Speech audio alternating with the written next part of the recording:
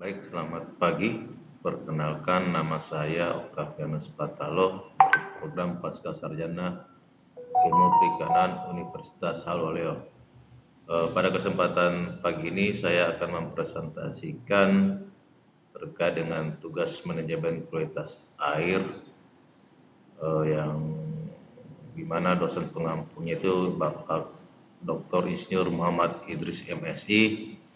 Dengan judul yang akan saya bawakan itu bagaimana mengatasi penurunan disolvet oksigen dalam sistem budidaya perikanan dengan pendekatan manajemen berbasis data dan teknologi. Latar belakang penulisan makalah ini itu bahwa seperti kita ketahui bahwa DO merupakan salah satu parameter penting dalam budidaya perairan, di mana kita ketahui bahwa DO atau oksigen terlarut merupakan jumlah oksigen bebas yang tersedia dalam air dan sangat penting untuk respirasi organisme aquatik seperti ikan dan udang. Penurunan DO yang sangat rendah dapat menyebabkan terjadinya kondisi hipoksia, di mana kondisi ini ketika kadar oksigen terlarut dalam air berada di bawah ambang minimum yang dibutuhkan organisme untuk bertahan hidup. Umumnya jika kadar oksigen di bawah 3 mg per liter dapat menyebabkan stres hingga kematian ikan ataupun udang. Penurunan DO yang sangat rendah dapat diakibatkan oleh adanya sisa pakan atau bahan organik baik berupa feces ikan yang menumpuk di dasar perairan dapat meningkatkan BOD atau biosemisal oksigen demand. Adanya proses dekomposisi bahan-bahan tersebut memicu peningkatan kadar oksigen oleh mikroorganisme untuk melakukan aktivitas dalam proses dekomposisi, sehingga kadar oksigen yang ada dalam air menjadi sangat berkurang sehingga kadar DO menjadi rendah atau turun. Rendahnya kadar DO itu dapat menyebabkan kematian seperti pada tambak intensif di Asia Tenggara, itu kematian ikan dapat lebih dari 30% dari populasinya. Ini yang seperti dilaporkan oleh FAO pada tahun 2022. Maka untuk menjaga DO supaya tetap stabil, maka perlu adanya manajemen DO yang efektif sehingga untuk menjaga keberlanjutan budidaya intensif. Tujuan penyajian makalah ini untuk menjelaskan apa penyebab penurunan DO dalam budidaya perikanan. Kedua, bagaimana menguraikan dampak ekologis dan fisiologis DO yang rendah. Ketiga itu menyajikan strategi manajemen DO berbasis teknologi dan ekosistem. Baik, kita akan melihat mekanisme penurunan DO oleh dekomposisi. Seperti kita ketahui bahwa mikroorganisme heterotropik merupakan agen utama dalam dekomposisi bahan organik seperti sisa pakan dan feces. Dalam proses dekomposisi ini mereka menggunakan oksigen terlarut untuk memecah bahan organik tersebut. Semakin tinggi kadar DO dalam sistem budidaya, maka mikroba aerob dapat bekerja secara optimal sehingga dekomposisi berlangsung secara efisien seperti dijelaskan oleh Liu et al. Pada tahun 2020. Begitu juga ketika kadar oksigen terlarut atau DO rendah dalam sistem budidaya, maka kondisi ini dapat memicu akumulasi berbagai senyawa berbahaya di perairan. Salah satu yang paling menonjol adalah disolvet organik nitrogen atau biasa disingkat dengan DON, dan N-nitrosodimethylamine atau biasa disingkat dengan NDMA, sebagaimana dijelaskan oleh beliau et al. Pada tahun 2022. DON sendiri merupakan bentuk nitrogen yang terdapat dalam senyawa organik terlarut seperti asam amino, urea, dan protein yang berasal dari ekskresi maupun dekomposisi organisme budidaya. Dalam kondisi DO yang rendah, proses dekomposisi tidak berjalan dengan sempurna, sehingga senyawa-senyawa ini tidak terurai dan justru terakumulasi dalam air. Yang perlu diwaspadai adalah terjadinya peningkatan DO dapat mendorong pembentukan NDMA, di mana NDMA merupakan senyawa dari kelompok nitrosamin yang sangat toksik dan bersifat karsinogenik, bahkan dalam kadar yang sangat kecil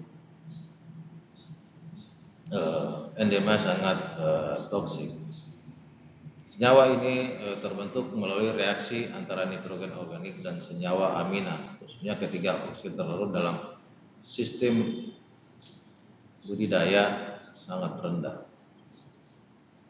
Keberadaan NMA bukan hanya mencemarai lingkungan budidaya, tapi juga dapat masuk ke dalam tubuh ikan atau udang lalu terbawa ke rantai makanan dan mengancam keamanan pangan hasil budidaya.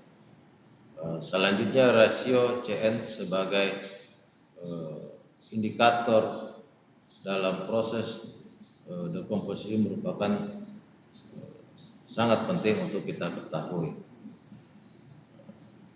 Seperti kita ketahui, jika rasio CN lebih dari 30, ini menandakan bahwa kandungan nitrogen sangat rendah.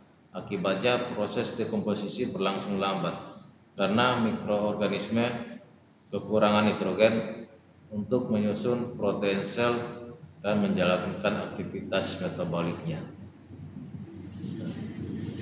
Sebaliknya, jika rasio CN antara 20 hingga 30, itu dianggap dekomposisi ideal atau stabil atau seimbang. Karena pada kisaran ini mikroorganisme memiliki cukup karbon dan nitrogen untuk tumbuh bekerja secara efisien, sehingga dekomposisi berlangsung stabil dan tidak membebani sistem perairan. Namun jika rasio CN di bawah 20 menunjukkan bahwa nitrogen sangat berlimpah. Ini menandakan bahwa nitrogen sangat berlimpah. Kondisi ini mendorong dekomposisi yang sangat cepat, tetapi juga dapat meningkatkan konsumsi oksigen terlarut secara signifikan oleh mikroba. Jika kondisi ini tidak dikendalikan, hal ini dapat menurunkan DO dan memicu terjadinya hipoksia yang membahayakan organisme budidaya. Terakhir itu, faktor penting lainnya adalah sisa pakan. Ketika pakan tidak termakan dan terakumulasi di dasar tambak, ini akan meningkatkan BOD, sehingga adanya peningkatan BOD secara langsung berkontribusi pada penurunan DO seperti yang dijelaskan oleh Marinda et al. 2022.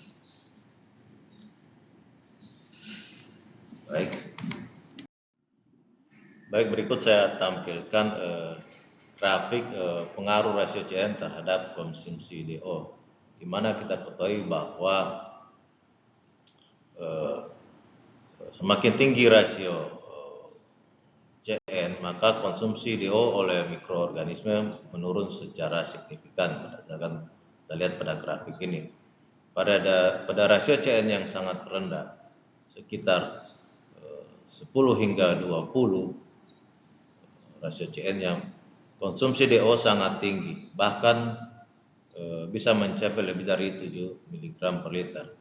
Hal ini menunjukkan bahwa mikroba memanfaatkan oksigen secara intensif dalam proses dekomposisi ketika kandungan nitrogen tinggi. Namun, saat rasio CN meningkat ke angka 30 atau lebih, konsumsi DO turun drastis. Ini menunjukkan bahwa pada rasio CN yang tinggi, dekomposisi menjadi lebih lambat dan mikroorganisme membutuhkan lebih sedikit oksigen untuk aktivitas metaboliknya. Jadi dengan mengontrol rasio CN dalam sistem budidaya menjadi sangat penting. Hal ini bertujuan untuk menghindari konsumsi oksigen yang berlebihan yang bisa menyebabkan penurunan DO, memicu terjadinya hipoksia dan mengganggu stabilitas ekosistem perairan. Baik, kita akan melihat bagaimana dampak lingkungan dan ekologis akibat terjadinya penurunan DO. Jadi kita ketahui bahwa penurunan DO atau oksigen terlalu dalam sistem perairan budidaya tidak hanya berdampak langsung pada organisme target, tetapi juga dapat menimbulkan berbagai konsekuensi ekologis yang kompleks. Pertama-tama bahwa DOM terestrial atau dissolved organic matter yang dari daratan dapat menurunkan DO dan pH perairan serta berkontribusi terhadap peningkatan emisi karbon dioksida seperti yang dijelaskan oleh Zhang et al. 2023. Kondisi DO yang rendah juga dapat berpengaruh terhadap penurunan kualitas air sehingga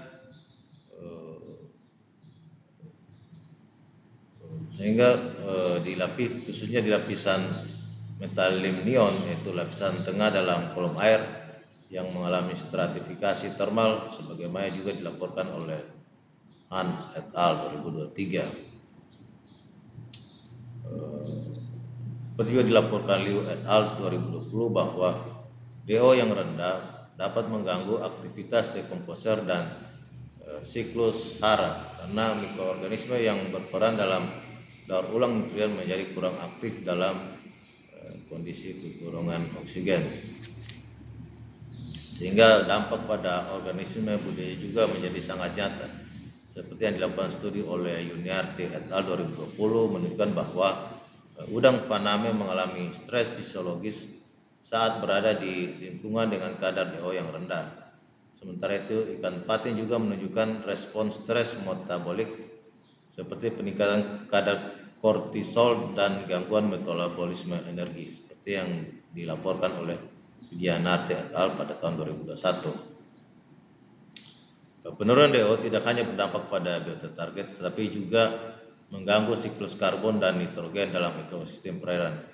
Hal ini telah dibuktikan pada studi di Danau Qiandao serta di berbagai sistem tambak tropis, di mana ketidakseimbangan oksigen menyebabkan terganggunya fungsi ekosistem secara keseluruhan. Baik, kita akan melihat bagaimana akibat dampak DO yang rendah. Seperti yang dilaporkan oleh Liu et al. 2021 bahwa pada kadar DO yang sangat rendah, yaitu sekitar 0,3 mg per liter, terjadi peningkatan DON dan senyawa prekursor pembentuk NDMA yang berpotensi toksik, di mana menariknya ini bahwa 73,6% dari DON yang terbentuk adalah senyawa proteinik, dan ini menunjukkan korelasi positif dengan pembentukan NDMA, yaitu senyawa karsinogenik dari kelompok nitrosamin. Sebaliknya pada saat DO tinggi, misalnya 8 mg per liter, kandungan DO maka aktivitas mikroba pengurai meningkat dan proses dekomposisi serasa organik juga meningkat hingga 42%. Hal ini menunjukkan bahwa mikroba pengurai bekerja lebih efektif dalam kondisi oksigen yang cukup. Kemudian Sang et al. Tahun 2022 melaporkan bahwa DOP yang berasal dari daratan juga dapat menyebabkan penurunan DO dan pH perairan, yang pada akhirnya meningkatkan emisi karbon dioksida atau CO2 ke atmosfer. Sementara itu, hasil penelitian oleh Han et al. Tahun 2001 menunjukkan bahwa ketika DO menurun, maka aktivitas mikroba serta efisiensi dekomposisi juga menurun, yang berakibat pada peningkatan senyawa organik dalam kolom air. Secara keseluruhan, data ini menginformasikan bahwa DO rendah tidak hanya memperlambat proses dekomposisi, tetapi juga memperbesar risiko pembentukan senyawa berbahaya seperti NDMA dan mengganggu siklus karbon di perairan. Baik, ini kita melihat gambar bagaimana terjadinya penurunan DO yang dari daratan hingga ke lingkungan perairan, yang dimana kita tahu bahwa limbah organik dari daratan seperti dari hutan, pertanian maupun dari pemukiman penduduk masuk ke perairan seperti danau atau tambak. Bahan-bahan organik ini akan diurai oleh mikroorganisme, dan saat proses penguraian itu terjadi akan terbentuk asam organik. Akhirnya pH menjadi turun, atau dengan kata lain air menjadi lebih asam. Selain itu juga mikroorganisme juga menghabiskan oksigen terlarut di air untuk memproses bahan organik tadi. Ini menyebabkan kadar DO menurun. Kalau DO terus turun menurun, terus menurun, bisa berbahaya untuk ikan maupun udang yang dibudidayakan pada perairan, budidaya perairan. Pada proses penguraian tersebut juga dapat menghasilkan karbon dioksida atau CO2 yang dilepaskan ke udara. Grafik ini menunjukkan bahwa semakin banyak bahan organik dari darat yang masuk, maka semakin tinggi pula emisi CO2-nya, sementara pH dan DO semakin menurun. Jadi bukan cuma kualitas air yang terganggu pada kondisi ini, tapi juga ada dampak terhadap lingkungan sekitar atau bahkan iklim. Karena emisi karbon meningkat, artinya kita perlu hati-hati dalam mengelola limbah dari darat agar tidak mencemari perairan budidaya. Baik, kita akan melihat kondisi beberapa contoh kasus atau studi kasus bagaimana oksigen terlarut atau DO bisa naik atau turun dalam sistem budidaya. Pertama itu DO dapat meningkat pada siang hari karena adanya aktivitas fotosintesis dari fitoplankton sehingga dapat menghasilkan oksigen. Namun ketika pada malam hari aktivitas fotosintesis berhenti sehingga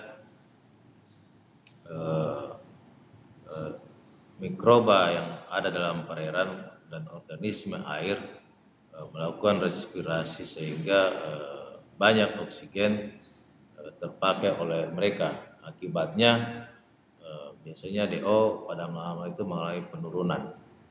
Jika kondisi ini tidak dikelola dengan baik, maka akan mengakibatkan risiko pada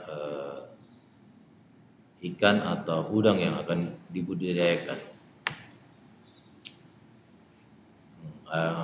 Maka erosi otomatis dapat membantu menjaga DO tetap stabil, bahkan berdampak positif pada hasil panen. Jadi dengan DO yang stabil, panen bisa lebih tinggi dan lebih konsisten. Kemudian juga dalam kondisi hujan yang lebat, banyak bahan organik dari daratan yang masuk ke dalam tambak.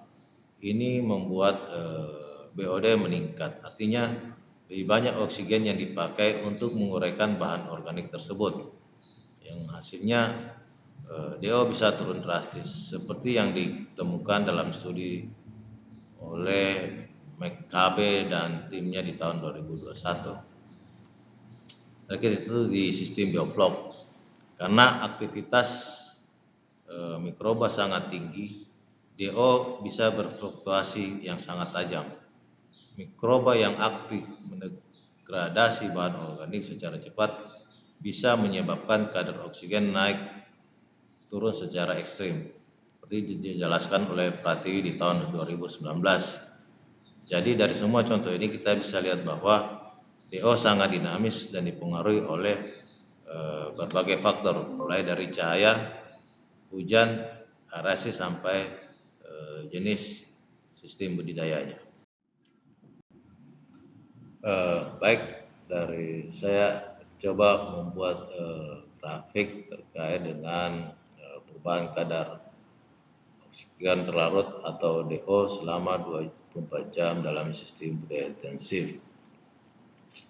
Seperti kita lihat bahwa DO mulai naik sejak pagi hari dan mencapai puncaknya di sekitar tengah hari, antara jam 9 sampai jam 12 siang. Ini terjadi karena fitoplankton aktif melakukan fotosintesis saat cahaya matahari cukup kuat dan menghasilkan banyak oksigen ke dalam air. Tapi begitu masuk sore dan malam hari, DO mulai turun secara bertahap. Di malam hari tidak ada fotosintesis karena tidak adanya cahaya. Justru yang aktif adalah mikroba dan organisme lain yang melakukan respirasi, dan mereka menggunakan oksigen. Ini yang menyebabkan penurunan DO cukup tajam di malam hari. Karena itu penting sekali bagi para pembudidaya untuk melakukan monitoring DO pada malam hari. Waktu malam adalah saat yang paling rawan terjadinya hipoksia atau kekurangan oksigen yang dapat memicu stres, bahkan kematian pada ikan atau udang. Baik, di sini kita akan melihat studi kasus sistem yang mengalami atau sistem perairan yang mengalami hipoksia. Pertama itu dari Danau Giandau yang dilakukan studi oleh Sang et al. 2022. Mereka menemukan bahwa pemasukan bahan organik dari daratan atau biasa disebut dengan DOM menyebabkan DO turun secara drastis dan juga meningkatkan emisi CO2 ke atmosfer. Jadi bukan cuma merusak kualitas air, tapi juga berdampak pada iklim lokal. Selain itu mereka mengukur SUF A254 yang merupakan indikator kandungan DOM aromatik. Hasilnya menunjukkan bahwa DOM yang bersifat aromatik ini berkontribusi pada penurunan pH dan DO. Kombinasi ini membuat kualitas air semakin buruk. Contoh kedua adalah dari penelitian Liao et al. Tahun 2021 di sistem BNR atau Biological Nutrient Removal. Di sistem DO yang rendah memicu penumpukan DON, yaitu nitrogen organik terlarut. Lebih parahnya lagi, kondisi juga memicu pembentukan NDMA, senyawa yang bersifat karsinogenik atau pemicu kanker. Penumpukan senyawa ini akhirnya menimbulkan resiko ekotoksikologi, yaitu ancaman serius bagi kehidupan organisme akuatik seperti ikan, udang, dan mikroorganisme penting lainnya. Jadi dari dua kasus ini kita bisa lihat bahwa hipoksia bukan hanya masalah teknis budidaya, tapi juga dampak ekologis dan kesehatan yang luas. Ini jadi peringatan penting bagi kita untuk menjaga keseimbangan ekosistem keseimbangan oksigen di sistem perairan. Pada slide ini saya coba memaparkan bagaimana transformasi bahan organik di metalimnion atau di lapisan tengah permukaan dan dasar perairan. Dari gambar kita bisa lihat bahwa mikroalga hidup yang ada di permukaan air dan saat mengalami ruptur atau pecah, mereka melepaskan bahan organik ke lapisan bawah.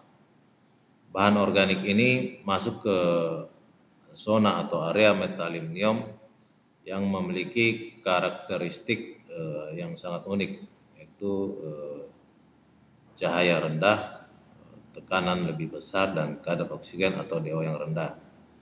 Di kondisi seperti ini terjadi transformasi senyawa organik atau lebih tepatnya senyawa DOM menjadi bentuk yang lebih reaktif dan berpotensi menghasilkan senyawa toksik seperti CNDPPS,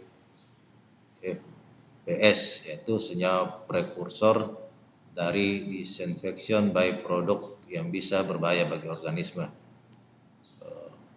Lapisan metalimnion ini juga memiliki perbedaan kerapatan air yang membuat oksigen dari atas sulit masuk ke bawah. Artinya proses penguraian di sini berjalan tanpa cukup oksigen, dan ini memperbesar resiko terbentuknya senyawa-senyawa berbahaya dari bahan organik yang tidak teroleh sempurna.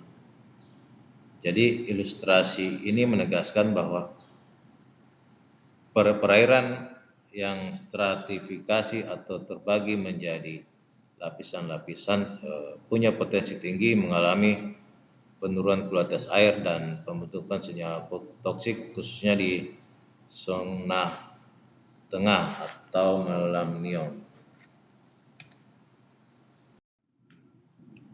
Baik, kita lanjut ke slide berikutnya. Bagaimana strategi manajemen DO? Yang pertama adalah bagaimana kita melakukan kontrol pakan. Kita dalam hal ini kita perlu menyesuaikan jumlah dan waktu pemberian pakan dan dengan fase pertumbuhan ikan atau udang. Kalau pakannya berlebihan atau tidak sesuai kebutuhan metaboliknya, itu bisa mempercepat akumulasi bahan organik dan memperburuk kualitas air. Kedua, itu kita menggunakan aerasi mekanis, seperti menggunakan alat seperti pedal well atau difusor di dasar kolam untuk membantu mendistribusikan oksigen bukan cuma di permukaan tapi juga sampai ke dasar kolam. Ini penting untuk menjaga DO merata baik secara vertikal maupun horizontal. Yang ketiga itu pembersihan dasar kolam. Perlu kita lakukan pengangkutan lumpur atau sludge secara berkala. Karena sludge ini bisa menjadi sumber BOD tinggi yang akhirnya menyebabkan dekomposisi anaerob, apalagi kalau DO-nya rendah. Keempat, kita bisa juga memakai probiotik, terutama Bacillus spp, yang berfungsi sebagai mikroba dekomposer. Mikroba ini membantu menguraikan bahan organik secara efisien, sekaligus menekan dominasi mikroba patogen yang bisa merugikan. Terakhir, kita bisa melakukan pemantauan DO dengan menggunakan sensor DO yang berbasis IoT atau Internet of Things untuk melakukan pemantauan DO secara real time. Tapi jangan lupa juga kita dapat tetap melakukan pengukuran secara manual terutama pada pagi dan malam hari. Karena fluktuasi DO paling besar biasanya terjadi di waktu-waktu tersebut. Dengan langkah-langkah ini kita bisa mencegah DO drop terlalu rendah dan menjaga lingkungan budaya tetap stabil dan sehat. Baik, kita akan melihat bagaimana solusi dan implikasinya. Pertama kita lakukan bagaimana kita melakukan manajemen pakan.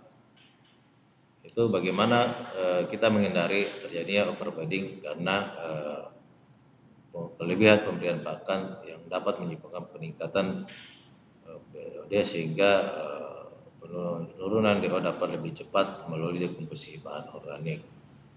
Kedua itu bagaimana kita menggunakan monitoring berbasis sensor. Itu dengan menggunakan sensor DO berbasis Internet of Things yang dilakukan secara real time untuk mendeteksi tren penurunan oksigen dan memprediksi resiko terjadinya hipoksia. Kemudian menggunakan aplikasi probiotik yaitu dengan cara melakukan introduksi Bacillus spp sebagai mikroorganisme kompetitor dapat menekan akumulasi DON dan pembentukan senyawa toksik seperti NDMA.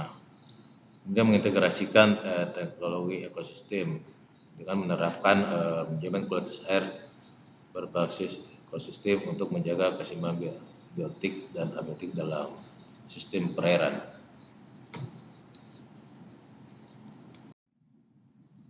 Ya baik, penutup, seperti kita ketahui bahwa DO adalah indikator utama dalam kualitas air dalam sistem budaya perikanan. Kemudian penerapan manajemen berbasis data dan teknologi terbukti dapat meningkatkan kelangsungan hidup budidaya perairan. Kemudian dengan menggunakan pengendalian input, aerasi yang terarah dan pemantauan digital berbasis sensor dapat membantu dalam mengurangi penurunan DO. Itu pentingnya untuk mensosialisasikan strategi ini kepada petambak di daerah endemis hipoksia serta mengintegrasikan pemantauan DO ke dalam program pelatihan budaya. Baik, itulah